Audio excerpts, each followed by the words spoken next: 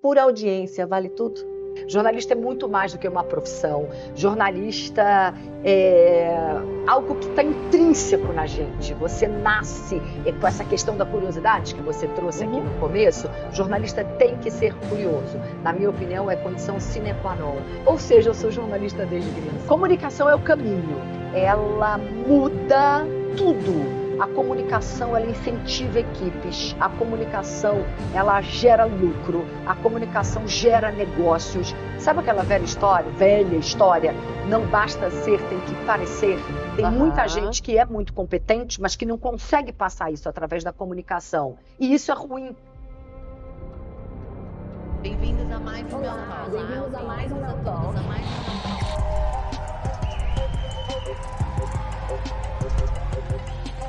Mel Talk tem o propósito de trazer a inspiração através da verdade, para que você olhe no espelho e viva de uma forma mais feliz, mais leve e abundante.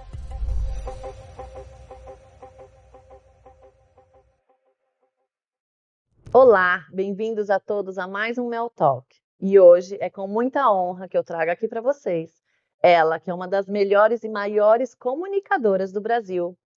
Ama ler, ama aprender, ama se reinventar e já passou por 26 anos de TV Globo e Globo News e hoje está à frente da TV Brasil CNBC como jornalista.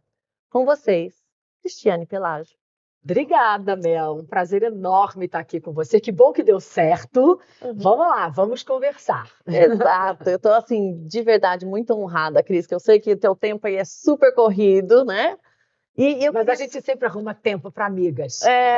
Que delícia, que delícia. Para coisa boa sempre dá tempo, né? Tem que dar, né? Tem que dar. Então, eu queria saber de você, como você começou no jornalismo, como começou essa paixão? Mel, eu sou jornalista desde criancinha.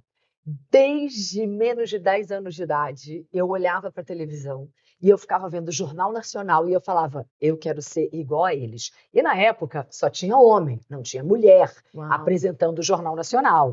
Né? Isso eu estou falando da década de 70. E não é que eu tinha vontade de ser atriz de televisão. Não, eu queria ser jornalista. E sim, eu queria ser jornalista de televisão. Então, as minhas primeiras memórias são com menos de 10 anos, tendo a certeza do que eu queria fazer. E o mais curioso é que ninguém da minha família é jornalista. Eu sou a única jornalista. Todos são economistas. Então, eu fui para uma carreira completamente diferente da carreira que eu via dentro de casa. E eu sou completamente apaixonada pelo que eu faço. Eu nasci para ser jornalista. Jornalista é muito mais do que uma profissão. Jornalista é algo que está intrínseco na gente. Você nasce com essa questão da curiosidade que você trouxe aqui no começo. Jornalista tem que ser curioso. Na minha opinião, é condição sine qua non. Ou seja, eu sou jornalista desde criancinha. Que delícia! E como foi entrar para a TV? Você passou por uma grande emissora, ficou bastante tempo lá, e ser uma das principais pessoas ali falando sobre as notícias, né? Como foi esse caminho até chegar? Eu comecei na TVE, que é a TV Educativa do Rio de Janeiro. A TVE é como se fosse a TV Cultura aqui de São Paulo, só que lá é do governo federal, aqui é do governo estadual. Eu tinha trabalhado com um jornalista que é incrível, João Luiz Albuquerque. Eu trabalhei com ele numa assessoria de imprensa. E aí o João Luiz foi convidado para ir para a TVE. Na época, a TVE era dirigida pelo Walter Clark, que tinha sido da Globo durante muitos anos. E ele tinha trabalhado com o João Luiz Albuquerque na Globo. Os dois trabalharam juntos na Globo, depois o Walter foi para a TVE e levou o João Luiz com ele. Como eu tinha feito essa assessoria de imprensa para um restaurante no Rio de Janeiro com o João Luiz me chamou para trabalhar com ele, só que eu era estagiária, porque eu ainda estava fazendo faculdade, eu fiz PUC do Rio de Janeiro. Então, eu comecei como estagiária. Na época, a gente fazia um programa que era uma revista cultural, digamos assim. Então, a gente entrevistava muitos músicos, atores, era completamente voltado para a cultura mesmo. Eu falo inglês e francês, e tinha poucos repórteres que, na época, nesse programa pelo menos, falavam outra língua que não o português. Então, eu comecei a fazer matéria, reportagens, entrevistando estrangeiros, principalmente músicos, que vinham de fora para o Brasil. Então, você imagina, eu já estreiei falando numa outra língua. A partir daí, eu fiquei lá alguns anos, eu fiz um curso da Alice Maria. Alice Maria, para mim, é a mulher que mais entende até hoje, ela já está aposentada há alguns anos, mas que mais entende de televisão nesse país.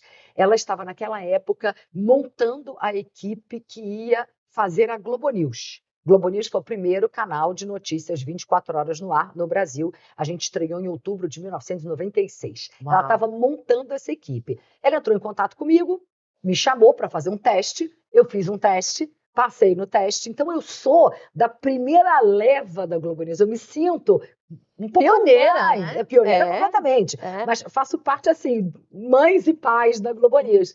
Então, eu estava lá. Meu primeiro dia de TV Globo foi dia 9 de setembro de 1996. A gente estreou a Globo News no dia 15 de outubro de 1996. Ou seja, eu estava lá antes da Globo News de fato entrar no ar, porque a gente faz piloto, tem um monte de teste. E aí eu fiquei 9 anos na Globo News. E em 2005, depois que eu fiz a cobertura da morte do Papa João Paulo II, eu fui chamada para ser apresentadora do Jornal da Globo, ao lado do William Vac. Então, eu vim para São Paulo, isso tudo que eu falei de Globo News era no Rio de Janeiro. Fui convidada pelo Schroeder, que era então o diretor da Central Globo de Jornalismo, Carlos Henrique Schroeder, para ser apresentadora do Jornal da Globo. Fiquei 10 anos e meio no Jornal da Globo, de 2005, de maio de 2005 a outubro de 2015. E aí eu voltei para a Globo News, mas em São Paulo. Então, desde que eu vim para cá, para São Paulo, em 2005, eu nunca mais voltei para o Rio de Janeiro, que é a minha cidade natal. Fiquei 7 anos na Globo News, nessa segunda volta à Globo News, e em novembro de 2022 eu resolvi pedir demissão porque o meu propósito de vida tinha mudado. E vamos falar então sobre esse teu propósito de vida. Me fala qual é o teu propósito, Cris. Eu tive um câncer em 2017. E quando você tem um diagnóstico de câncer, é algo que é um soco no estômago. Eu dei sorte, porque ele estava completamente encapsulado. Eu fiz uma cirurgia robótica, eu não precisei fazer. E descobriu por exame de rotina. Exame de rotina. Faça um exame de rotina. Eu sempre falo isso.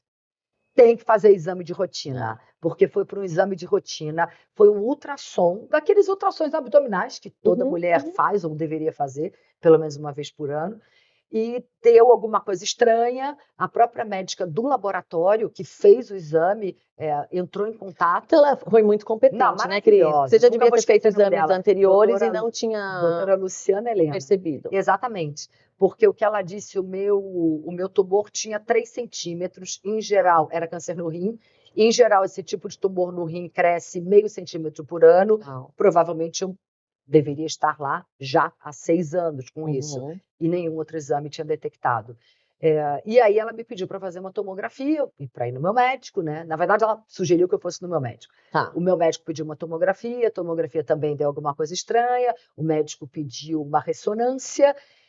O tumor no rim, você não tem como ter um diagnóstico preciso sem você tirar. Você tem que tirar e mandar para análise. Então você passou primeiro para a cirurgia. É diferente de câncer de mama. Para realmente ter certeza se era maligno ou benigno. Exatamente. Mas um dos médicos que eu fui em 3 médicos, assim que eu recebi, né, esses exames, o resultado dos exames, não o resultado definitivo, mas que poderia ser alguma coisa, e um deles falou para mim, há 70% de chance de ser um tumor maligno. Certo. E era. Aí eu fui em 3 médicos, eu decidi para uma cirurgia robótica, sou jornalista, pesquisei profundamente. Mas assim, eles já indicam de cara a cirurgia robótica ou não? Alguns médicos sim, outros não. Tá. Então é aquela escolha. Então foi você de ser essa curiosa, Cris Pelágio curiosa, que foi lá e... curiosa, pesquisadora. Conversei com 3 médicos, e aí foi uma decisão minha, que é uma decisão sua, uma decisão do paciente. E foi a melhor decisão que eu tive na minha vida. Eu tive o diagnóstico no dia X, exatamente um mês depois eu estava no ar de novo, porque a recuperação é muito mais tranquila do que uma cirurgia aberta. Uma cirurgia aberta eu teria um talho na minha barriga de, sei lá, 10 centímetros, 12 centímetros. Eu não tenho nada, você não vê. A gente vai voltar para o teu propósito, mas ainda quero continuar um pouquinho até com câncer, que é bacana, né? Mas isso, eu vou chegar no propósito. É. Aí, a partir do momento em que você tem um diagnóstico desse, você passa a repensar a sua vida inteira. Isso que eu ia Eu perguntar. comecei a entrar numa jornada de autoconhecimento muito profunda. Eu fiz muitos retiros, eu fiz yoga, eu fiz meditação. A gente passa a olhar mais para dentro, você Com acha? certeza. Acho não, tenho certeza Aham. absoluta. Fiz muitas. Eu fiz aquele curso de 9 semanas de mindfulness. 9 não, Aham. 8. 8 semanas de mindfulness. Muitas terapias holísticas. Eu voltei para mim, de Mas você verdade. sabia que ia ser curada? Eu tinha certeza que eu ia ser curada. Aham, porque isso Eu acho que é tinha a primeira. eu tinha muito otimismo importante, ali. né?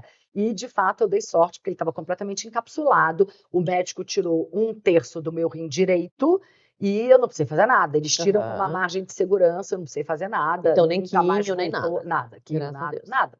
Foi só cirúrgico. E vida que segue. Mas como foi falar para a família? Muito difícil.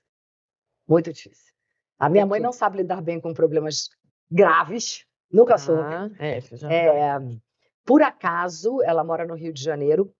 Por acaso, esse é coincidência divina. Ela estava sentindo alguma com coisa com a pode filha. ser. Ela estava com viagem marcada para São Paulo, então ela estava na minha casa numa segunda ou terça-feira. Eu tinha marcado a cirurgia num domingo. Uau.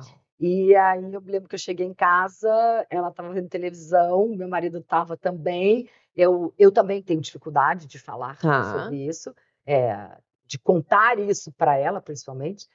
Então, eu me lembro que eu passei, virei para ela e falei: eu tenho uma coisa muito séria para te contar. Eu fui diagnosticada com câncer, tem alguma coisa errada no meu rim, Uhum. provavelmente é um câncer, e eu marquei a cirurgia no domingo. Eu falei e saí, porque eu não queria ver a reação dela. Porque se ela começasse a chorar, eu ia Daí começar você a ia chorar. despencar Eu também. deixei a bomba pro meu marido, sabe? Aham. E eu nem sei como é que foi, porque eu nunca perguntei para ele. Deixa os dois, né? Um segredo ali de família entre os dois. Ali. Exatamente. E durante muitos anos eu não conseguia falar disso sem chorar. Uhum. O que me fez falar disso sem chorar foi escrever sobre isso. Eu me libertei. Uma sobe puxa Mas a outra. voltando à história do propósito, a partir do momento que eu comecei a mergulhar dentro de mim, um dos retiros que eu fiz foi um retiro muito forte, foi na Chapada dos Veadeiros, que é a 3 horas de Brasília, que é um lugar que eu amo, eu já amava e eu amo mais ainda. Eu tô indo para lá em junho. Jura? Nossa, não conheço, não. Depois você vai me dar as dicas. É uma energia, para mim, jamais sentida. É tudo em cima de placas de cristal, então você imagina. Uau. E você fazer um retiro num lugar que já tem uma energia dessa, a coisa só se potencializa. Uhum. Isso foi em abril de 2022. Nesse retiro, eu tomei a decisão que eu ia pedir demissão. Só que quando você sai de um retiro desses, muito forte, ou de qualquer outro, o ideal é que você não tome nenhuma decisão muito drástica. Né? Não vai pedir demissão, não vai se separar do marido, não faça essas coisas. Espera um pouquinho, viu, gente? Deixa assentado, deixa o negócio, você ter certeza daquilo. Então, isso foi em abril e era no dia de eleição presidencial, eu trabalhava na Globo News. Na época, em 2022, a cobertura mais importante, evidentemente, era a eleição. Uhum. Então, eu decidi que eu queria terminar os meus 26 anos de Globo com a cobertura mais importante do ano. Então, o que eu fiz? Eu fiquei de abril a novembro, sabendo que eu ia pedir demissão. Já sabia. Mas trabalhando todos os dias. E trabalhando como se eu não fosse pedir demissão. Cobrindo eleição, fazendo tudo que eu tinha que fazer nos últimos meses. Mesmo porque acho que você falou assim, eu tenho que aproveitar ao máximo. Isso aqui. Eu sempre amei o que eu faço, eu me jogo, eu mergulho, eu me entrego. Você é intensa, né, Cris? Eu sou intensa em tudo. Eu sou intensa no trabalho, eu sou intensa na diversão, eu sou intensa no amor, eu sou intensa em tudo. E no dia, a eleição teve o segundo turno, num domingo, evidentemente, eu pedi demissão na terça. Uau! E daí, então, com isso tudo, você descobriu o teu propósito com O meu propósito de vida, exatamente. Vamos chegar no propósito, que eu não cheguei ainda, né? Eu descobri nesse retiro que o meu propósito de vida, a partir daquele momento, era destravar a comunicação do maior número de pessoas possível. Tá vendo, gente? Ó, minha musa aqui, que ela precisa isso para eu aprender aqui, para passar para vocês. Você é maravilhosa, você se comunica muito bem. Comunicação é o caminho, para mim, Mel. A comunicação, ela muda tudo. A comunicação, ela incentiva equipes, a comunicação, ela gera lucro, a comunicação gera negócios. Sabe aquela velha história, não basta ser, tem que parecer? Tem muita gente que é muito competente, mas que não consegue passar isso através da comunicação. E isso é ruim, porque as pessoas não conseguem perceber o quão competente você é. A partir do momento que você tem uma comunicação assertiva, uma comunicação eficaz, você consegue levar a sua voz mais longe, opa, aí faz sentido. Aí tem conteúdo. Aí tem alguém que entende do que ela está falando mesmo. Porque às vezes não é o que eu falo, ou como eu falo, mas é o que a pessoa está entendendo, né? Sempre. Porque Comunicação é isso. Para cada pessoa, às vezes é diferente a forma como que você vai comunicar, né? Comunicação não é o que eu falo, comunicação é o que o outro entende. Que o outro entende. E eu falo muito sobre isso, que é uma questão que é fundamental, que é a seguinte: nós temos que saber para quem nós estamos falando. Você tem que adaptar a sua comunicação para o seu público. Isso é algo que é fundamental. Se eu for falar sobre comunicação nas minhas redes sociais, por exemplo, eu vou usar a linguagem mais simples possível, simples no bom sentido, Sim, uma linguagem que chegue em todo mundo, mais informal. Exatamente. Se eu for falar do mesmo assunto para mestrandos e doutorandos, eu sei que eu posso citar, por exemplo, autores que essas pessoas terão lido. Eu sei que eu posso usar uma linguagem mais sofisticada, mais robusta, se for o caso. Eu, no meu caso, eu sou uma pessoa mais informal. Não adianta também você sair da sua autenticidade. Ok. Porque comunicação também é autenticidade. Tem que manter seu core ali. Não adianta você montar um personagem. Tá. Ele até pode durar durante algum tempo, ele não vai durar para sempre, não. Mas você adapta a sua comunicação para o público, para quem você está falando.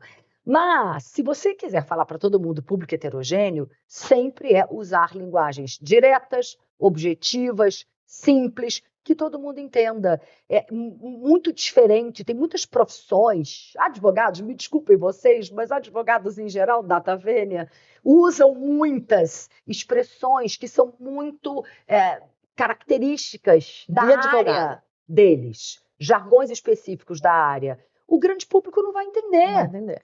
Então, você tem que pensar sobre isso. Nós, jornalistas, temos muitos jargões específicos da nossa área. Tem jargões específicos de televisão, que um jornalista de impresso não vai entender, e vice-versa. Olha só. Tem jargões de imprensa escrita que eu não vou entender, porque a vida inteira eu trabalhei em televisão.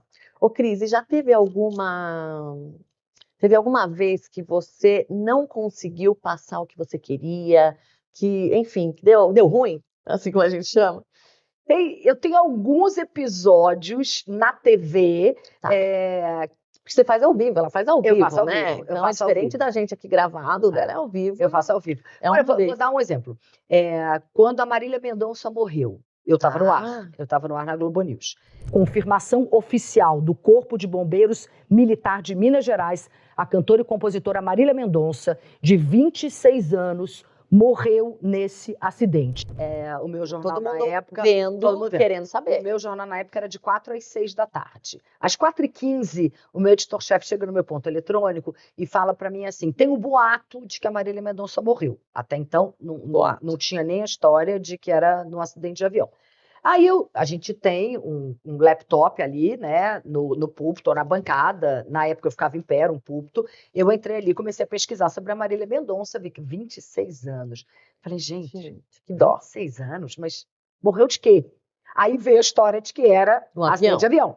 Acidente de avião, eu fiquei de 4h20 às 6 da tarde, improvisando em cima de uma única imagem, que é aquela imagem que todo mundo lembra, que é o avião naquele rio, né, que era uma cachoeira, aquelas pedras, era aquilo. Então, improvisando em cima daquilo. A primeira informação que a gente teve, que veio da assessora de imprensa dela, a assessora de imprensa dizia que ela já tinha saído do avião, que ela estava sã e salva, que estava tudo certo com ela, que não tinha problema algum. Teve essa notícia anterior.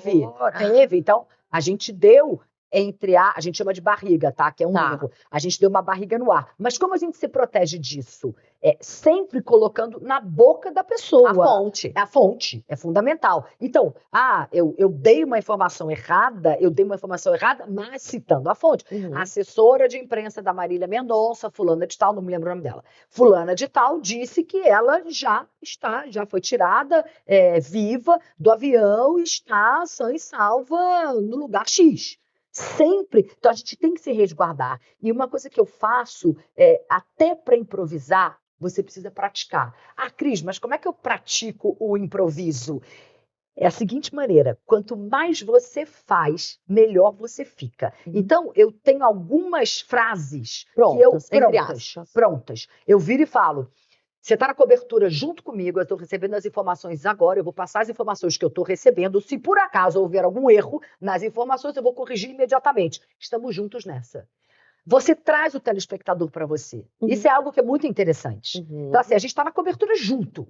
E eu vou receber informação, é óbvio que haverá... Somos um time. É óbvio que haverá informação truncada, como essa. Sim, então, sim. Isso foi um grande erro. Mas não era um erro meu. Não. Era um erro que veio... até hoje eu não sei por que essa moça resolveu dizer isso. Talvez para que, não quero mais a imprensa inteira me perturbando, me ligando, querendo dar informação. Só que ela levou a imprensa inteira a errar. Não, uma coisa é você dar uma... É fake news, né? Ela soltou fake news. É o que a gente não quer. É o que a gente não quer passar em fake news. Exatamente. E como lida com fake news? Até a gente comenta. Bom, isso daí foi um fato. Você conseguiu já reverter. Assim que... só que é curioso porque eu só soube que aquilo era fake news quando eu ainda estava no ar, e aí tiraram o corpo da Marília... Não sei se você lembra dessa imagem. Tiraram o corpo da Marília Mendonça de dentro do avião. Já era um corpo com aqueles sacos metálicos, não é preto, é meio alumínio, sabe? E você via a roupa dela saindo assim, pelo lado. Eu posso ter 100% de certeza de que era ela? Não tenho 100% de certeza, porque vai que ela, sei lá, emprestou roupa para alguém que estava lá. Porque era uma roupa quadriculada, bem característica. Mas ela era um casaquinho, ela podia ter emprestado para alguém, ela podia ter... tô com frio, toma aqui. Mas o que eu fiz? Gente...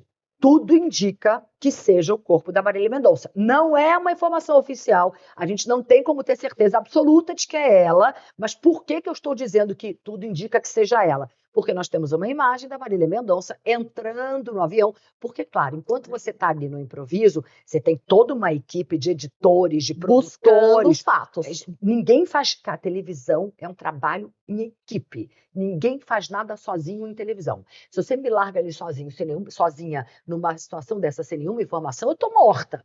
Eu não vou conseguir levar em frente. E você usa ponto ou não? Usa ponto. Tem que usar. Tem que usar. Ao vivo tem que usar.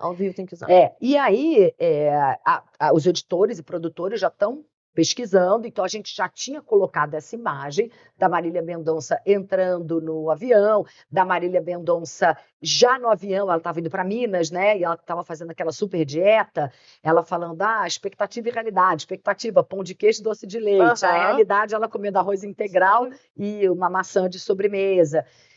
Então, por isso que eu falo, até para o improviso tem que ter prática, porque na hora que você vê aquela imagem do corpo dela sendo retirado, se eu não tivesse prática, eu poderia afirmar que era ela. Naquele caso, eu estaria falando a informação correta. Mas não tem como ter certeza. Eu tenho, olha, a informação não é oficial, não é uma informação do Corpo de Bombeiros, mas tudo indica que seja ela, porque tem imagem dela entrando no avião com essa roupa, imagem dela lá em cima, já no avião com essa roupa. Vamos rodar essa imagem? A gente recaptura e coloca a imagem no ar. Então, comunicação não é dom. Comunicação é prática. Oratória não é dom, oratória é prática. Mas tem gente que nasce com mais facilidade? Sim. Mas não é só dom. Vamos lá. Oratória não é só dom. Oratória é prática. E é muito mais treino do que dom. Muito mais. Tem muitas pessoas que não eram bons oradores, que não eram bons comunicadores e que com muita prática, com muito treino se transformaram. Eu vou dar um exemplo do casal Obama. Tanto o Obama quanto a Michelle, eles não eram comunicadores fantásticos. Falam que hoje o Obama é o maior, Não, melhor comunicador que existe. Eu acho o casal espetacular. Se bobear, ele é melhor do que ele ainda. Eu acho os dois sensacionais. É muita prática, é muito treino. O tom, né? O jeito que fala, pausado. Tem umas estratégias também, tipo a tal da pausa estratégica ou pausa dramática. O Obama, por exemplo, sempre antes quando ele era presidente, antes de falar alguma frase muito forte, ele pausava. Yes, we can. Ele sempre fazia isso. Na hora que você pausa num discurso, até quem está lá no celular, para e presta atenção. Porque vem algo importante aí. Por que ele ficou em silêncio? Então, a pausa tem duas... Ela leva a duas estratégias interessantes. Você chamar atenção para algo que vem a seguir e você deixar a pessoa refletir sobre algo que você acabou de falar. Então, na hora que você pausa também, é aquele momento que quem está te ouvindo respira e reflete sobre aquilo que você acabou de falar. Senão você sai falando loucamente. E daí, se a gente não respira, também o cérebro não... né? É mais difícil do cérebro aí pensar e a gente conseguir passar a informação. Exatamente. E, Cris, vale por audiência, vale tudo? De jeito nenhum. Não. Tem que ter ética. Nossa, com certeza. De jeito nenhum. De jeito nenhum. Mas tem gente que para muitas pessoas vale. Para jornalistas que são jornalistas íntegros e corretos, não. Jamais. Tem que ter. E até para você, se você quer ser um jornalista com credibilidade, você tem que ter ética. Na hora que vale tudo, você deixa de ter credibilidade. E aí, é aquela mesma história do personagem que você monta. Quanto tempo isso vai durar? Você não vai sustentar por muito tempo. Porque lá na frente vão perceber. E qual foi a entrevista, enfim, o fato mais difícil que você já narrou?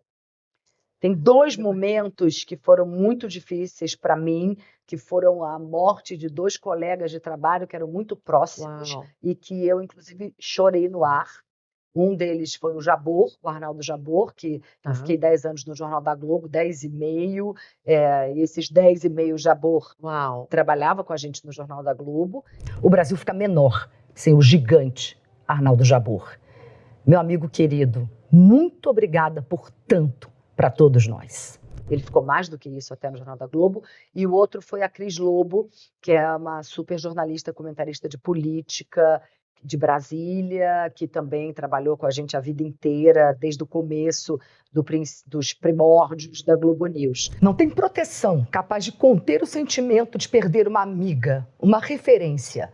Esse é o sentimento de cada um de nós em todas as redações da Globo News hoje. E eu tive que noticiar essas duas mortes no ar e até na abertura do jornal eu falei uma coisa que é muito tocante, que nós jornalistas nos preparamos sempre para momentos muito difíceis, porque dioturnamente, todos os dias, a gente dá notícias. Narra notícias ruins. Que são tristes, que mexem, que emocionam. E nós temos que ser preparados para isso. Acho que como médico, na hora que tem que dar uma notícia muito triste para algum familiar, por exemplo, a gente se prepara para isso. Só que tem dia que não dá. E no dia do Jabor e no dia da Cris Lobo não deu. Mas tá tudo bem, né? As pessoas... Janetinha.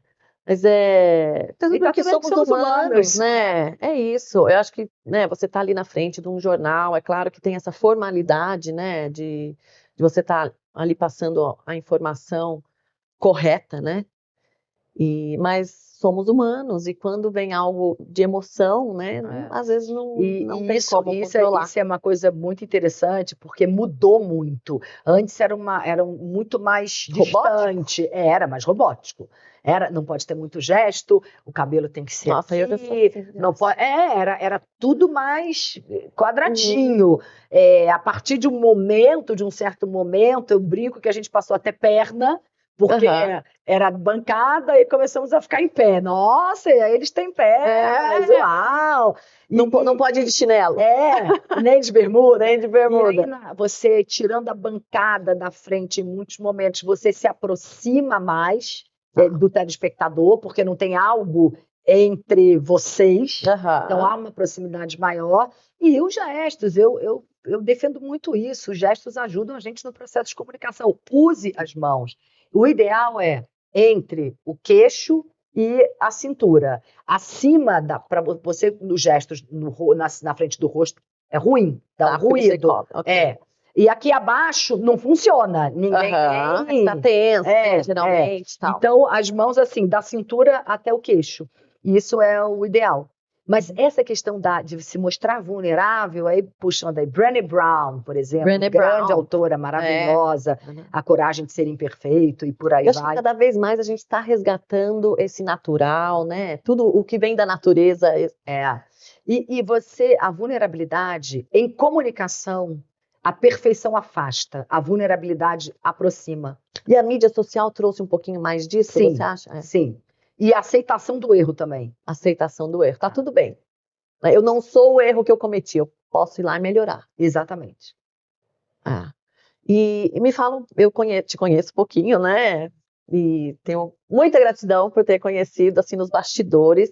E ela vive um amor maravilhoso. Queria que você contasse, assim, já esteve com o Fernando, separaram, voltaram de novo, falaram assim, não, a gente se ama mais que tudo, é aqui que a gente tem que ficar junto.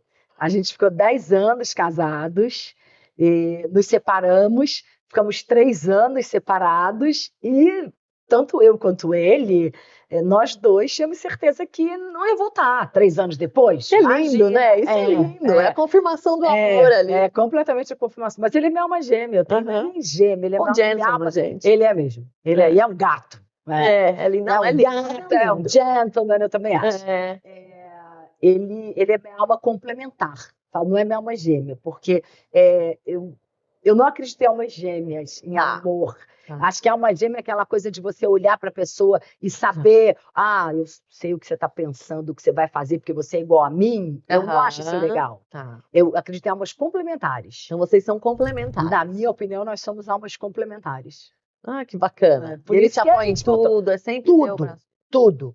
Sabe, ele é meu melhor amigo, ele sabe tudo da minha vida, tudo. Tem gente que fala, em casamento tem que ter um mistério, tem que ter um segredo. Eu não tenho segredo nenhum pra ele. Que bom. Eu acho que é melhor assim, né? Porque senão chegar, não posso falar isso, fica com, não. Não, falo como falar, não. Nada, tem que ser você falo natural. Tudo do meu jeito, abro meu coração, total.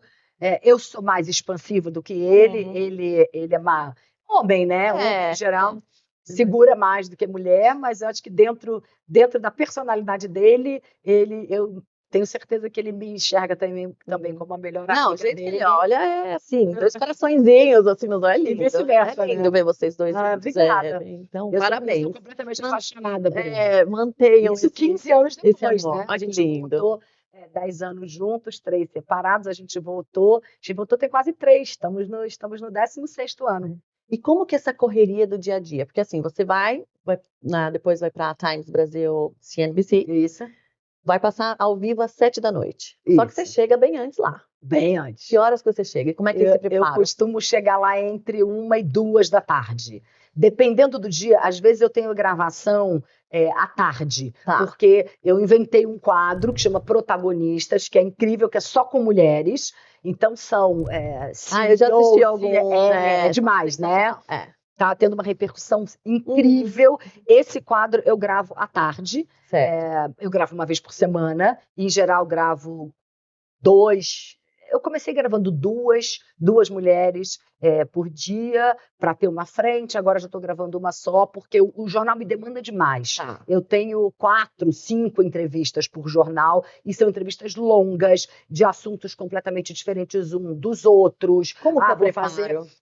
Você tem que se aprofundar naquilo. Então, assim, todo dia a gente tem um economista, porque eu estou falando de um canal de negócios. É o maior canal de negócios do mundo, a CNBC. Então, é claro que a gente fala muito de business, de negócios, de economia. Eu sempre tenho um economista para analisar as questões econômicas do dia, né? Mercado financeiro, mercado de câmbio e por aí vai. Eu sempre tenho um CEO de empresa na minha bancada, porque é um canal de negócios. As pessoas querem ver CEO. Então, por exemplo, eu tenho o CEO de uma empresa X. eu vou me aprofundar naquela empresa. O que aquela empresa faz, qual é a trajetória daquele CEO, por onde ele passou até chegar lá. Ou ele entrou, muitas vezes acontece, ele entrou como estagiário naquela empresa, como foi a jornada dele dentro da empresa, ou que outros segmentos aquela pessoa passou antes de ir para lá. Eu me aprofundo. LinkedIn, entro no LinkedIn para ver os detalhes, para poder trazer as melhores perguntas. Porque eu, como jornalista, eu quero tirar o melhor daquilo, eu quero dar o melhor para o telespectador. Então, cada um daqueles assuntos me demanda tempo. Sim, óbvio. Tem que ter estudado. E aí eu vou ter que estudar. Claro que tem coisas que a gente já lê, eu leio jornais de manhã, quando eu acordo, né, de economia, já, né? já faz sabe parte que inflação tira dinheiro. Sim, já faz parte do dia a dia, mas tem umas coisas específicas ali que a gente tem que estar em cima no dia a dia. E qual cobertura foi a mais difícil? Tirando a que você passou, né? A que você informou da morte. A mais marcante para mim não sei se foi a mais difícil, mas a mais realmente foi das mortes. Mas a mais marcante para mim foi a morte do Papa João Paulo II. Por quê? Eu estava na Globo News, na primeira fase da Globo News, antes de ir para o Jornal da Globo. O Papa João Paulo II, não sei se vocês lembram, ele ficou muito doente. E aí eu estava com viagem marcada. Eu me lembro que a Alice Maria, que era a diretora da Globo News na época, me chamou na sala dela, falou: Cris, o Papa está muito doente, a qualquer momento ele deve morrer, e quem vai para Roma cobrir é você. Aí, assim, você como jornalista, é tudo que eu quero na vida. Honra, né? Uma honra. Apesar de dar uma notícia... Sim, apesar de ser uma notícia triste. Uma honra. Aí, cancela suas férias. Ok, cancelei minhas férias. Aí, uma semana depois, ela me chama na sala dela e fala: nem entra no ar, vai para casa, faz a mala que você e um editor / produtor estão indo para Roma para cobrir, porque ele é capaz dele morrer a qualquer momento. Nós decolamos do Rio, a Globo News era no Rio, decolamos do Rio, aí Rio, Milão, Roma. Eu passei o voo inteiro perguntando aos comissários de bordo: e aí, como é que está a saúde do Papa? Como é que tá? Na época não tinha internet, tinha avião. Como é que está a saúde do Papa? E aí, o Papa já morreu? O Papa morreu entre o voo de Milão e Roma. Quando eu cheguei no aeroporto de Roma, eu não passei no hotel. Com a roupa que eu estava, eu já fui me maquiando. Fui maquiando, entrei no carro, já fui para o ponto de vista. E jornalismo é isso. Às vezes não dá tempo de você ficar se arrumando, tem que ir na hora. Não, mas é óbvio que eu tinha me preparado muito. Eu sou CDF, tá? Eu me preparo. Eu tinha me preparado muito para cobrir tanto a morte dele quanto o conclave. Eu fiquei mais de um mês em Roma. Então, daí até escolherem o próximo Papa. Sim, aí tem... E foi uma cobertura espetacular. Eu estava na praça quando o corpo dele passou do meu lado, que eles levaram o corpo para dentro da basílica, e as pessoas iam lá para para olhar o corpo pela última vez. Filas enormes, tinham pessoas que ficaram 3 dias na fila. Foi uma coisa louca. Uma comoção, porque ele era muito amado. E aí, continuei lá no conclave, os dias de conclave do... E demorou, né, depois dele... O conclave do Bento XVI, uns 2, 3 dias, uns 3 dias. Não foi tanto tempo assim, não. Porque são 2 vezes por dia. Aí tem aquela fumaça branca ou fumaça preta. Preta que é o quê mesmo? Né? A branca é que saiu. A branca que eles já escolheram. A branca escolheram, e a preta / cinza que ainda não, que vamos fazer a próxima. Vai ter a próxima rodada para chegar no nome do Papa. E foi uma cobertura, sem dúvida nenhuma, uma cobertura mais marcante. Você é feliz, assim, com o resultado, né? Eu não tenho a menor dúvida. Você se dá 100%, a gente falou, você é intensa. Eu não tenho a menor dúvida que... Ficou feliz com o resultado? Sem dúvida nenhuma. Eu não tenho a menor dúvida de que o convite para que eu fosse para o Jornal da Globo veio por causa da minha cobertura do Papa. Tenho certeza absoluta. Agora, foi você, né? E você falou que foi mais um produtor, cinegrafista, assim, junto. Era um editor. Ele era editor de internacional, mas que também... Eu também fiz, às vezes, de produtor. A gente faz, né, gente? Televisão numa hora dessa é tudo. A gente faz tudo. Às vezes quem tá aí atrás, né, nos vendo, nos ouvindo, não sabe o que acontece, mas a gente arruma de tudo para depois estar aqui passando, né, trazendo pessoas incríveis aqui para vocês. E como você relaxa, Cris? Como que a Cris relaxa? Desliga um pouquinho? Tem esse momento? Consegue ter esse momento ou não? É sempre correria? Não, eu consigo, é fundamental isso na minha vida. Tá. Na mesma intensidade que eu trabalho, eu também sei me divertir. Tá. Eu adoro sair com os amigos. Eu tenho está se falando muito disso hoje em dia, de saúde social. Sim, é. Falou-se muito disso no XSW, né? Aquele Isso. maior festival de inovação. Foi até onde a gente se conheceu, né? Foi. Maior festival de inovação, tecnologia e criatividade do mundo. Lá atrás falava-se muito da saúde física, depois muito tempo falando de saúde mental, claro que é importantíssima, e agora, nesse momento, é a questão da saúde social, que é conexão. É o olho no olho, né? Já há muitas pesquisas, né, estudos que dizem que as pessoas que têm amigos, elas vivem mais. Isso é pesquisa, isso é dado, não estou inventando isso. Pesquisa de Harvard, se eu não me engano, que acompanharam várias pessoas durante 75 anos. Eu tenho muitos amigos e eu me dedico aos meus amigos. Eu gosto de estar com eles. Para mim é importante. Eu amo ler, para mim eu gosto de ler. Eu gosto de ler tudo, tá? Mas eu gosto muito de ler ficção também. Você gosta de ficção? Gosto. Eu gosto de tudo. Você gosta, né, dessa parte de tecnologia? Gosto também dessa coisa mais técnica, mas eu também gosto muito de não ficção. Enfim, tem muitos livros que eu mergulho e eu vou para um outro planeta. Tá. Assim, parece que eu saio da minha vida. Bacana de livro é isso, porque você imagina, e às vezes o que eu imagino é um pouco diferente do que você imagina, né? O que você imagina a gente lê a mesma coisa. Tanto que, por que em geral, a gente vai ver um filme baseado no livro e fala assim, mas o livro é muito melhor, porque o livro você que montou aquela história na sua cabeça. É diferente do que você vê ali pronto no cinema, no streaming, numa série, num seriado. Eu viajo no livro, tipo, eu vou...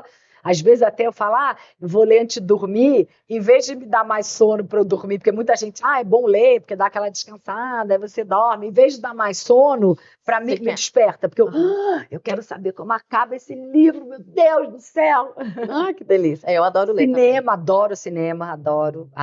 Eu adoro cinema, também adoro um streaming, tá? Mas também adoro um cinema, E você poltrona de cinema. Você está na CNBC, mas que nem YouTube hoje está crescendo muito, né? Você acha que vai ser a nova TV? O que ainda tem espaço? Esse ano eu não fui presencialmente no XSW, porque a gente estreou tem 4 meses, né? Sim. 4, 5 meses, então tinha pouco tempo, não faz sentido. Eu não ia sair da bancada de um jornal diário para ir, mas a gente cobriu daqui. Todo dia eu tinha alguém de lá falando das tendências, dos principais insights, das principais palestras. Eu fiz uma cobertura que me orgulhou muito, mesmo estando longe. Por que eu estou falando disso? Porque um dos speakers, né, um dos palestrantes, fala que o YouTube é a nova TV. O Galloway, né? Acho que foi o Galloway. Foi o Galloway, o Steve Galloway. Talvez, acho que foi. Acho que foi. Não tenho certeza, mas acho que foi. Que o YouTube é a nova TV. Eu me lembro que a primeira vez que eu ouvi uma frase que me assustou no sentido de eu sou cria de televisão. Sim. Né? Foi meu sobrinho, que na época tinha menos de 10 anos, falando assim, alguém perguntou, João, o que você vai fazer no fim de semana? No fim de semana eu vou maratonar YouTube. Aí eu, como assim? Maratonar YouTube? O que é isso? Porque a gente maratona Netflix, Globoplay, maratona, né? Maratonar YouTube. Uau. De fato, é uma mudança de paradigma. É algo... Não sei se será a nova TV. É mais uma opção ali para as pessoas, né, aprenderem, estarem conectadas. Não sei se eu concordo com o Galloway 100%, que será a nova TV. Se for, talvez daqui a algumas décadas. Se inventando também, né? E acaba... começa a ter uma interação entre elas. Por exemplo, hoje o meu jornal, você assiste pelo YouTube. Sim. Então, você quer assistir pela TV fechada, você assiste. Você quer assistir por um streaming, você assiste. Você quer assistir pelo YouTube, você assiste. Então ali o mini channel. É o mini channel, exatamente. Você está presente ali em todos os canais. Então, vai morrer? Eu não acredito na morte da televisão, jamais. Jamais. E o YouTube vai crescer cada vez mais? Talvez sim. Até porque as TVs todas estão fazendo esse caminho também de terem um canal no E outra, YouTube. é mais fácil a gente ter um canal no YouTube do que você ter Assim, na TV, né? qualquer um Então tem, é né? isso, né? Qualquer um Hoje é tem. mais fácil. É. Então a gente acaba... E para você existir hoje em dia, na minha opinião, você tem que estar nas redes sociais. Uhum. Tem que estar. Eu não estou falando só de YouTube. Estou falando de Instagram, estou falando de TikTok, eu estou falando de LinkedIn. Quem não E está em nas cada um a gente redes... comunica diferente. Completamente diferente. Aí, mais uma vez, voltando ao que eu falei lá no começo, você tem que saber para quem você está falando. É óbvio que o meu post no LinkedIn é diferente do meu post no Instagram, que é diferente do meu post no TikTok, que é diferente do que eu vou colocar no meu YouTube, por exemplo. Você tem que saber. Você pode até estar falando do mesmo assunto. Sim, mas a forma de comunicar vai ser diferente. é diferente. A forma vai ser diferente. E você tem alguém senão que te você não, ajude? senão você não conecta, né? E você tem alguém que te ajude? Tenho, é impossível. O tanto que a velocidade e a quantidade de posts eu tenho, mas assim, eu não tenho uma equipe que trabalhe só para mim. É uma equipe que é terceirizada, mas assim, eles entendem muito, são meus amigos pessoais. Eles entendem muito a minha linguagem, o que eu gosto, o que eu falo. Já sabe Eles da tua falam com a minha voz. É impressionante. Falando em sua voz, AI, inteligência artificial, desculpa, Artificial Intelligence, inteligência artificial, IA. Tá chegando e vamos ter alguns repórteres, vamos ter jornalistas, né? Vamos ter essas personalidades ali também com o IA. Como que você vê isso? Tá chegando, não, já chegou, né, Mel? Já chegou. Já está aqui, não dá para resistir. Não. A IA tem que apoiar a gente. A IA tem que nos deixar mais produtivos. A IA tem que nos ajudar no nosso trabalho. A gente não tem que resistir. Quem fala assim, não, eu não vou... Gente, não adianta. É a maior revolução que a gente vai ver na nossa geração. Estamos vendo já. Não tem volta. Eu sou uma apaixonada, estudiosa de tecnologia, inovação. E a IA é o maior exemplo disso. Inteligência artificial generativa mudou tudo. E vai mudar cada vez mais. Agora, alguém que vira e fale, daqui a 10 anos a IA estará assim, assim, assado. Daqui a 50 anos a gente sabe que a IA estará dominando o mundo. Vão dominar os homens. Gente, seremos puppets deles. Não é nem que exagero. É impossível hoje a gente saber o que vai acontecer daqui a 10 anos. Impossível. Qualquer pessoa, claro que existem tendências. É óbvio que tem gente que estuda isso profundamente. A gente tem Amy Webb falando disso, a gente tem Ian B. Craft. Se a gente ouve tudo da Amy Webb, você fala assim, gente, acabou o mundo. Mas... A gente tem Ian B. Craft falando disso, mas tanto que o próprio XSW, ele traz uma visão humana muito forte. Esse ano eu senti ainda mais. Sentiu? Eu senti, e até por conta de saúde social, né? Então, acho que, falou assim, gente, realmente a inteligência artificial tá aí, é algo que eles vão se comunicar entre eles, né? Vai ter alguma coisa assim, mas vai precisar de alguém para dar input, vai precisar do humano. E quanto mais esse olhar a gente tiver um pelo outro, melhor para a nossa saúde. Sem dúvida, e a IA ajuda e muito em questões de saúde, como um todo, até saúde mental também. Mas muito. É saber como usar, né? Exatamente. Assim como tudo. Mas tem que aprender, né? As pessoas têm muita gente tem resistência. Tem que aprender, tem que se jogar. Vai lá e aprende, vai lá e faz curso. Tem um monte de curso de graça na internet, sabe? Tem que usar, gente. Eu estava conversando com uma amiga hoje que até comentou, minha empresa não permite que a gente use a inteligência artificial. Eu acho um erro. Assim, olha, vai acabar ficando para trás, porque já é uma realidade. E é o que você falou, ajuda na produção. Então, se ao invés de eu levar para meia hora, 5 minutos, né? Alguns segundos, às vezes. Eu sou totalmente contra essas empresas. Lá no começo, tinha mais empresa que proibia. Cada vez mais elas estão percebendo que não dá e estão liberando. Agora, me assusta, sendo bem sincera com você, ainda ter alguma empresa que proíba. Não é que o nosso dia vai ficar maior, né? Porque a gente acaba depois usando o tempo para fazer outra coisa. Agora, isso é uma questão interessante também. O que a gente faz com o nosso tempo livre, né? Já que a IA nos liberou um espaço porque aumentou nossa produtividade, o que a gente faz com o nosso tempo livre? Essa é uma questão interessante. E a gente acaba trabalhando do mesmo jeito, né? Sem dúvida. No caso, não vai deixar, não vai usar. Cris, Tem alguma outra mensagem que você queira passar para quem está nos vendo, nos ouvindo? Um prazer estar aqui com você. Mais uma vez, eu quero dizer que pensem na comunicação de vocês. A comunicação empresa para empresa, a comunicação de empresa para o consumidor final, a comunicação do consumidor com o consumidor. É fundamental que você melhore sempre a sua comunicação. E se você já se acha um bom comunicador, eu te garanto que a gente pode melhorar sempre, porque eu sou uma comunicadora melhor hoje do que eu era há um ano. Eu não tenho a menor dúvida disso. Eu entrevisto melhor hoje do que eu entrevistava há 2 anos. Por quê? Porque eu faço muito isso. Eu pratico muito isso. E faz muita diferença. Então, meu recado final, pratiquem, pratiquem e pratiquem. Vai fazer diferença na vida de vocês. Você mostrar para as pessoas como você é bom naquilo que você faz.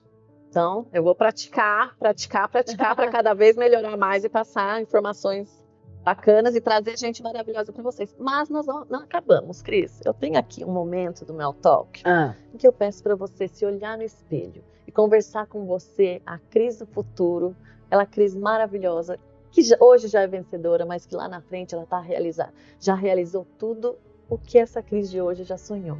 Eu quero que você converse. Eu conversando com o futuro. Você com você, tá. Futuro.